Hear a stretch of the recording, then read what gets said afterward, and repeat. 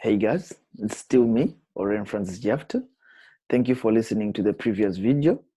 Here's the English version of the story of Shona creation. God created Mwezi, the moon, in a deep pool of water. The moon begged to be allowed to live on land. Once on land, Mwezi was lonely. So God sent whoever, the morning star, down to become his wife, but warned that after 2 years, he would have to return her to the sky. Whoever stayed with Mwezi and gave birth to all the vegetation on earth. After 2 years, a reluctant Mwezi sent her back to the sky. Mwezi became lonely again.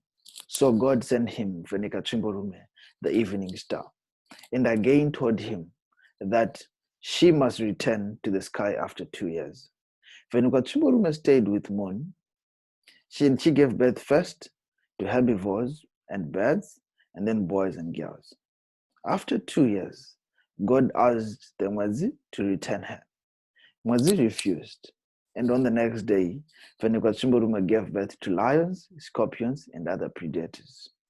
And this was the beginning and creation of Shona as a language in Zimbabwe. So, if you're looking out for an exciting language learning opportunity, this program is definitely for you. Sign up through Professor Chad Denton, and we'll provide you with much detail on our exciting program.